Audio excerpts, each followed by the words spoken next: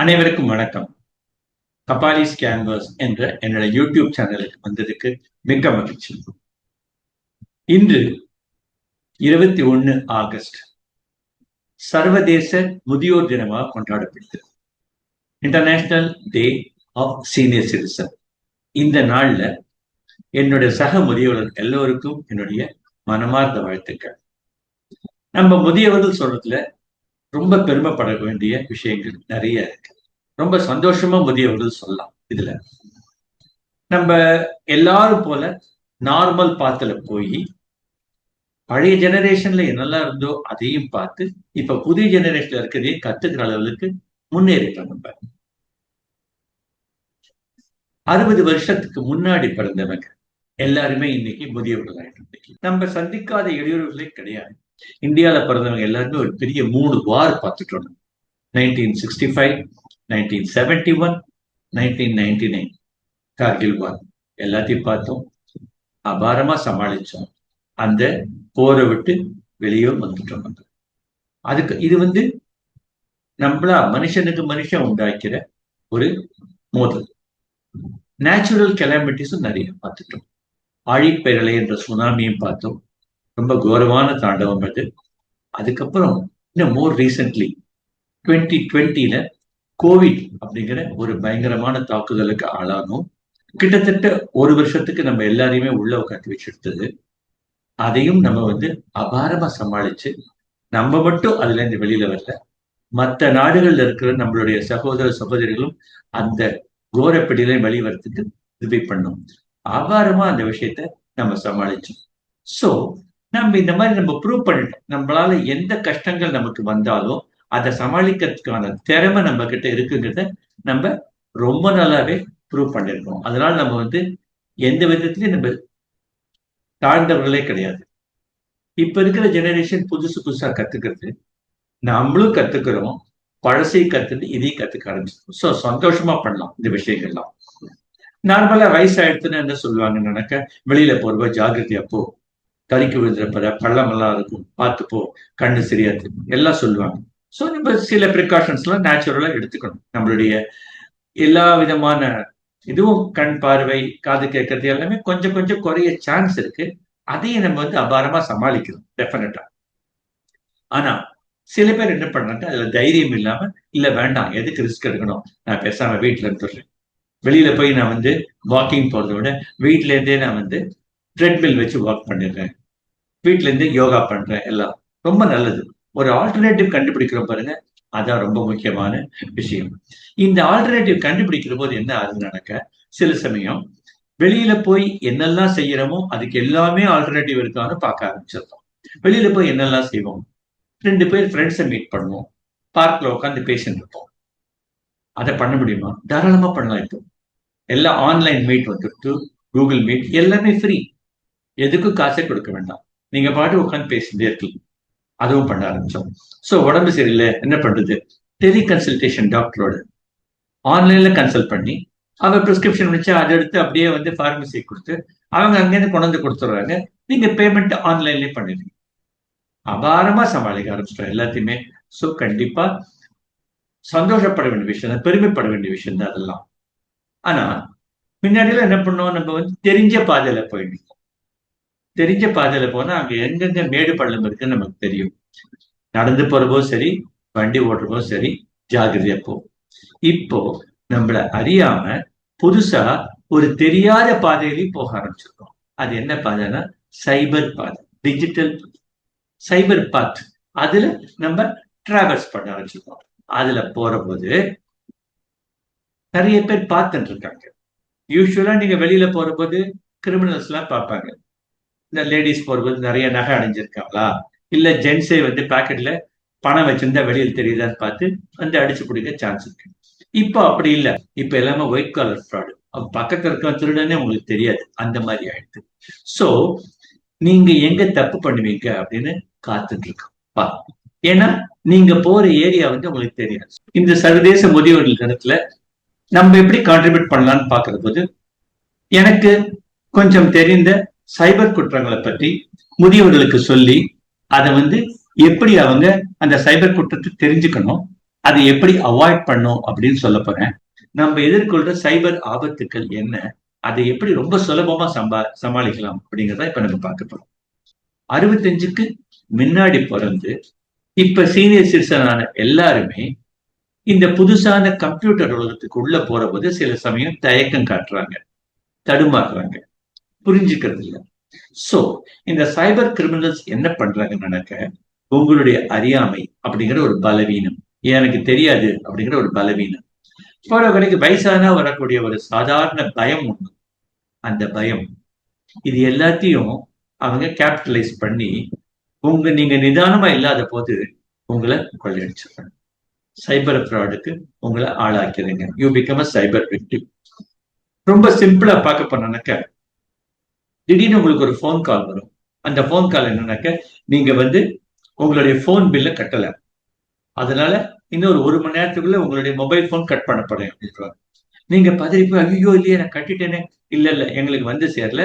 சரி, உங்களுக்கு அப்படி இமீடியட்டா அது கட் பண்ணாம இருக்கணும்னு என்ன பண்றேன், நான் ஒரு மெசேஜ் அனுப்புறேன், அது ஒரு லிங்க் வரும், அதுல கிளிக் பண்ணுங்க, அதுல போய் நீங்க பணத்தை கட்டிடலாம்னு சொல்லுவோம். நம்மளும் என்ன பண்ணுவோம், அந்த பட்ஜெட்ல இருந்து அந்த லிங்கை கிளிக் பண்ணும். அங்கதான் நம்மளோட அறியாமை.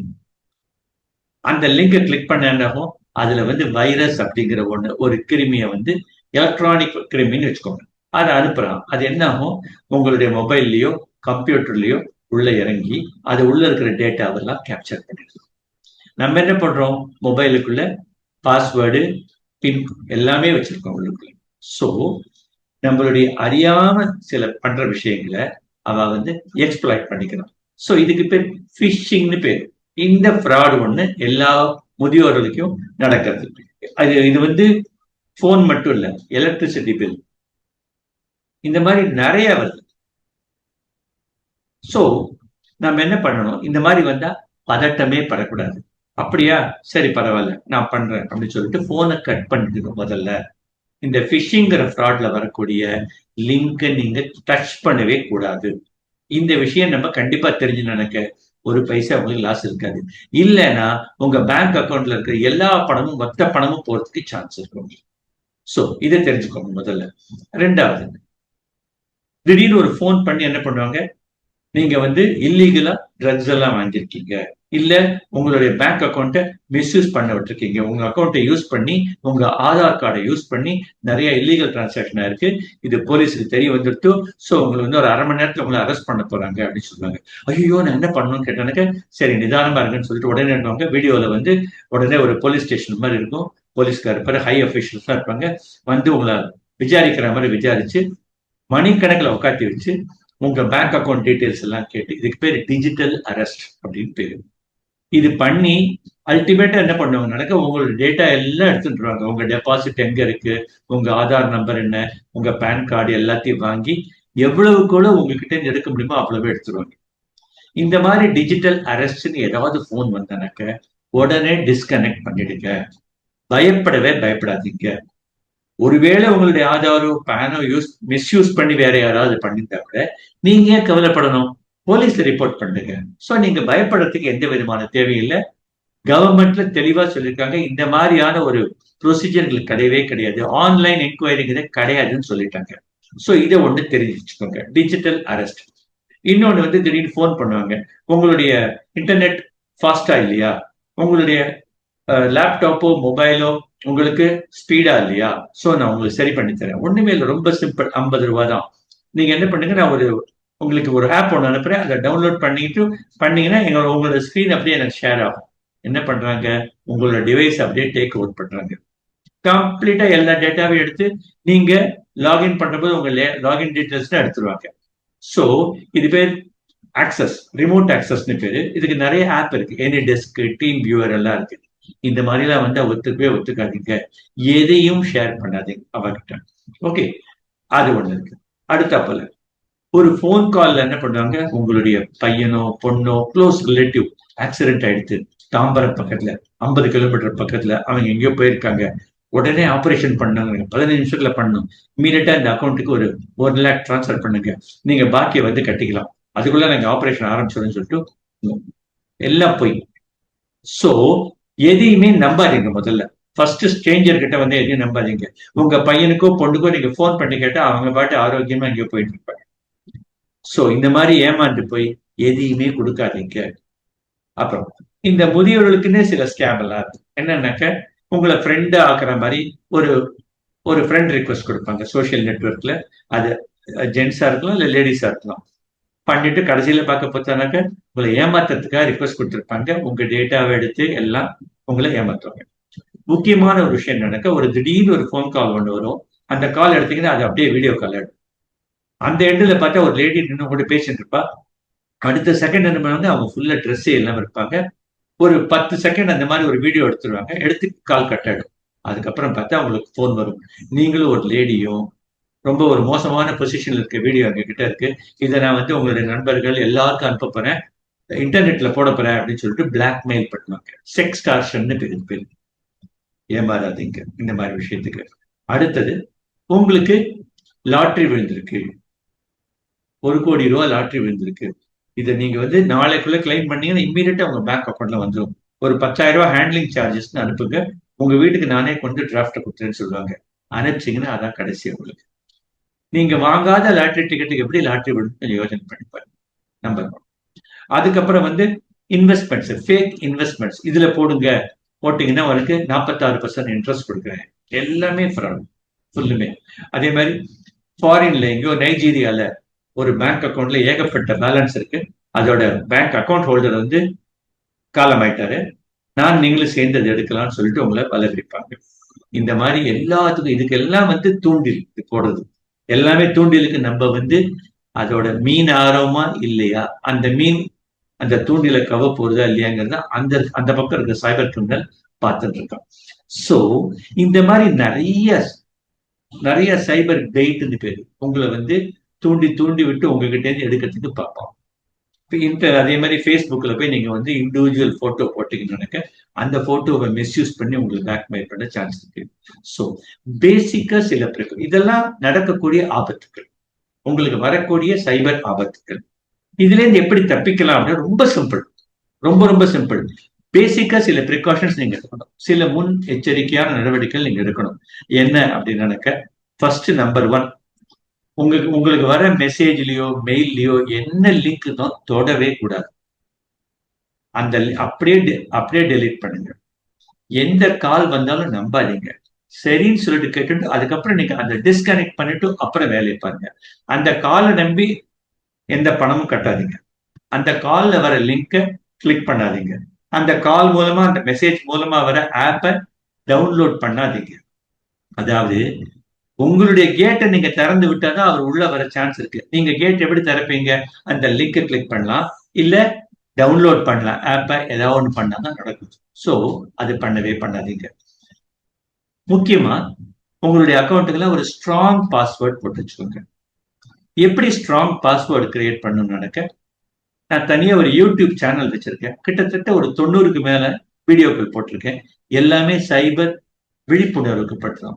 அதுல போய் பாருங்க. அதோட லிங்க் கீழே கொடுத்துருக்கேன், பின்னாடியும் இருக்கு, போய் பாருங்க. எல்லாமே உங்களுக்கு வந்து ஏதாவது சின்ன பாடம் கற்றுக் கொடுக்குற மாதிரி வீடியோ தான் அதுல இருக்கு. How to create strong and long password. Password மட்டும் கிரியேட் பண்ணி பிரச்சனை இல்லை, அதை அடிக்கடி மாத்திட்டே இருக்கணும். அதை யார்கிட்டையும் சொல்லக்கூடாது. முக்கியமான விஷயம், உங்களுடைய பர்சனல் டீட்டெயில்ஸ் யார்கிட்டையும் ஷேர் பண்ணாதீங்க. உங்க நேமு, டேட் ஆஃப் பர்த், உங்க அட்ரஸ், எதையும் ஃபோன் நம்பர் எதையுமே சொல்லாதீங்க. அதே மாதிரி உங்களுடைய important ID cards, Aadhaar, PAN card, voter ID, இதெல்லாம் யார்கிட்டையும் கொடுக்காதீங்க. அதெல்லாம் நீங்க வந்து ப்ரிவென்ட் பண்ணாலே உங்களுக்கு பாதி தொல்லைகள் நீங்கிடும். இது பேசிக் ப்ரிகாஷன்ஸ். அடுத்த ப்ரிகாஷன் கொஞ்சம் அட்வான்ஸ் ஸ்டேஜ். நீங்க பாஸ்வேர்டா நான் போட்டு வச்சிருக்கேன்ப்பா, அப்படி ஏதோ எனக்கு பயமா இருக்கு. 2 ஃபேக்டர் ஆத்தென்டிகேஷன் இருக்கு. உங்களோட மெயில நீங்க போய் ஓபன் பண்ணணும், உங்க அக்கௌண்ட் ஓபன் பண்ணணும்னாக்க பாஸ்வேர்டு மட்டும் போதாது, இன்னொரு ஃபேக்டர். சப்போஸ் ஓடிபி வரணும். அந்த ஓடிபி எதுல வரும்? போன்ல தான், உங்க போன்ல வரும். அந்த போன் உங்ககிட்ட இருந்தா சேஃப் ஆக்கலாம் நீங்க. ஸோ அதையும் போட்டு வச்சுக்கலாம். How to create that multi factor authentication, அதுக்கு வீடியோ இருக்கு, போய் பாருங்க. அந்த யூடியூப் சேனலோட லிங்க் நான் கடைசியில கொடுத்துருக்கேன். ஒரு ஸ்ட்ராங் ஆன்டி வைரஸ் சாஃப்ட்வேர் உங்க கம்ப்யூட்டர் மட்டும் இல்ல, உங்களுடைய மொபைல்லையும் நீங்க போட்டு வச்சுக்கணும். அது வந்து எந்த விதமான இந்த மாதிரி வைரஸ் வந்தானக்க அது உள்ளே நுழைய விடாது. ஆப்பை கண்ணாபின்னா டவுன்லோட் பண்ணாதீங்க. நிறைய ஃபால்ஸ் ஆப் இருக்கு. ரெகனைஸ்டு ஆப் ஸ்டோர் இருக்கும், அதுல மட்டும் போய், ஆண்ட்ராய்டு ஆப் ஸ்டோர் இருக்கு, ஆப்பிள் ஆப் ஸ்டோர் இருக்கு, அதுல மட்டும் போய் நீங்க டவுன்லோட் பண்ணுங்க. அது ரொம்ப ரொம்ப சேஃப். ஸோ இதுல எல்லாமே நம்ம தெரிஞ்சுக்க வேண்டிய விஷயம் விழிப்புணர்வு. டெய்லி ஒண்ணு நடந்துட்டு இருக்கு, இது மட்டும் போராது. நான் பேசுற போதே இன்னும் 2 சைபர் கேம் நடந்துட்டு இருக்கும், அதுல இருந்து கத்துக்கக்கூடிய பாடங்கள் இருக்கு. சோ முதியவர்களுக்கு நீங்க கூட பண்ண வேண்டிய ஒரு பெரிய தொண்டு என்னன்னாக்க, இத நிறைய பேர் இந்த வீடியோ பார்க்காம கூட இருப்பாங்க. சோ நீங்க என்ன பண்ணுங்க, அவகிட்ட ஷேர் பண்ணுங்க. இல்ல அவளுக்கு பார்க்கறதுக்கு டைம் இல்லைன்னா சொல்லுங்க, இந்த மாதிரி எல்லாம் சைபர் குற்றங்கள் நடக்கிறது, தயவு செய்து ஆளாயிடாதீங்க. போச்சுன்னா பல லட்சங்கள் இல்ல கோடி கூட போறது, உங்களுடைய முக்கியமான பணம் போகுது, இல்ல உங்களுடைய மான மரியாதை போறதுக்கு சான்ஸ் இருக்கு. பர்டிகுலர்லி லேடிஸ், தயவு செய்து ஜாகிரதையா இருக்க. இதையும் மீறி ஏதாவது ஒரு சைபர் குற்றங்களுக்கு நீங்க ஆளாயிட்டீங்கன்னு என்ன பண்ணணும்னாக்க, பதட்டமே படாதீங்க. முதல்ல இம்மீடியட்டா எவ்வளவு சீக்கிரம் முடியுமோ அவ்வளவு சீக்கிரம் போய் ஒரு சைபர் கிரைம் கம்ப்ளைண்ட் கொடுக்கணும். எங்க சைபர் கிரைம் போலீஸ்ல எப்படி சைபர் கிரைம் கம்ப்ளைண்ட் பண்ணும்போதான வீடியோவும் போட்டிருக்கேன், அங்கேயும் போய் பாருங்க. 1930 போன் நம்பருக்கு போன் பண்ணி நீங்க கம்ப்ளைண்ட் லாட்ஜ் பண்ணலாம். இல்ல ஆன்லைன்ல போய் லாட்ஜ் பண்ணலாம். லிங்க் கொடுத்துருக்கேன், கீழே வந்திருக்கு பாருங்க. இல்லைன்னா நேர போலீஸ் ஸ்டேஷனுக்கு போய் பண்ணிடுங்க. சோ நம்ம எல்லாம் 60 வயசுக்கு மேல இருக்கலாம், ஆனா நம்ம நிச்சயமா பாதுகாப்பா இருக்க முடியும்னு ஒரு நம்பிக்கை இருக்கு. அதுக்காக தான் எல்லாம் ஷேர் பண்றேன். இதை நீங்க மட்டும் தெரிஞ்சுக்காதீங்க, உங்களுடைய உறவினர்களுக்கு, ஃப்ரெண்ட்ஸுக்கு, அக்கம் பக்கத்துல இருக்குங்க எல்லாருக்கும் ஷேர் பண்ணுங்க. அவேர்னஸ் மட்டும்தான் நீங்க சைபர் கிரைம்ல இருந்து ஆளாகாம தப்பிக்கிறதுக்கு ஒரே வழி. நம்மளை சுத்தி என்ன நடக்கிறதுங்கிறத கண்ணையும் காதையும் திறந்து வச்சுக்கோங்க. இதுக்கு மேல உங்களுக்கு ஏதாவது சந்தேகங்கள் இருந்தா எனக்கு வாட்ஸ்அப் பண்ணுங்க, மெயில் அனுப்புங்க. எப்படி இருந்தாலும் நான் உங்களுக்கு பதில் சொல்லிடுவேன். சேஃபா இருங்க, சைபர் சேஃபா இருங்க.